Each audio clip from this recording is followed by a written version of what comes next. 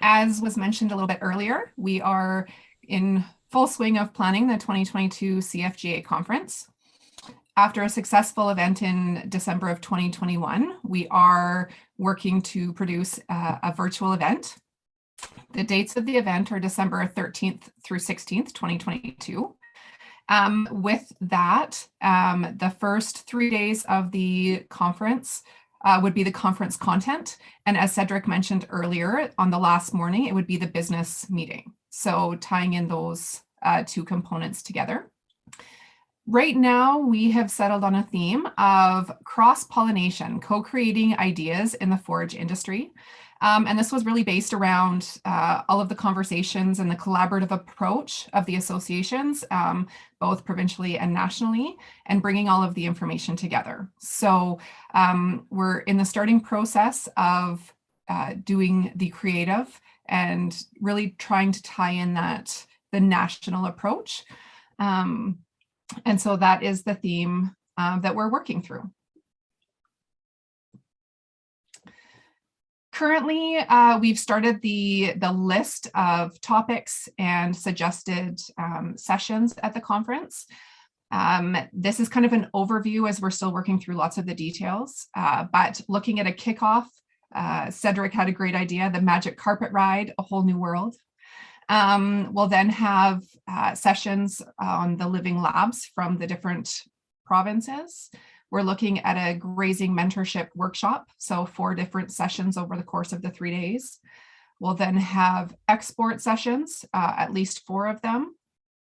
And then other session topics currently we're working through off-calf, cover crops, nitrogen management, and BMP adoption. And then, of course, the panels, because that's a very interactive and engaging session tool. And so we're just working through those and including our final session on day 3, we're looking at a producer panel that was brought forward from our GM, the provincial GMs last week. And so looking at the initiators, the producers that were willing to take the risk and the early adoption and why it's important and how others can follow suit. Other programming, functional programming that will be involved. We're looking at the student posters project again. The CFGA awards will be integrated as well. And as I mentioned, the 4th day will be the business planning meeting in the morning. We have also started working with the GM, the provincial GMs, as a conference advisory group. So as a resource to us in our planning of the conference to make sure that provincial content and territory content is included, as well as to reach out to potential sponsors, contributors to the event. And then behind the scenes, so where we're launching the schedule and looking at sponsorship. So hoping to have that information kind of updated on the website in the next month or so. Of course, looking to pre-record all of the sessions for translation purposes. And so, of course, with the speakers, we'll be reaching out to them over the next few weeks, getting that process rolling. And then looking at the registration and event system. So what was used last year, and with the implementation of the LMS software, we're just going to be seeing if the conference can be housed within that system or if we'll be using the same systems as last year.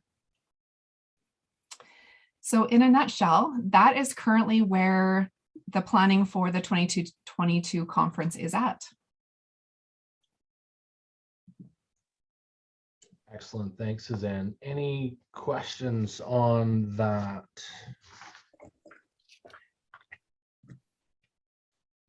Status quo, I guess, a little bit on the virtual. We're hedging our bets, on travel restrictions. One thing on the living labs, not to any tentative dates. Yes, we do have tentative dates, Ed. What were we looking at? What was our date? December 13th through 16th. There we go. Excellent. Thank you. And that's the same time frame as last year. Right. Yeah. So we're not trying to beat the living labs to death too much.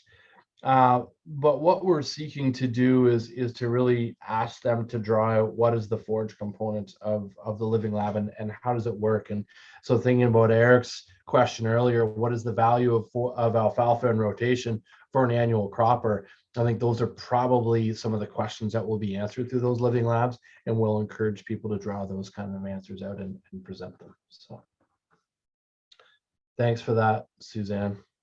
Glad to have you as part of the team.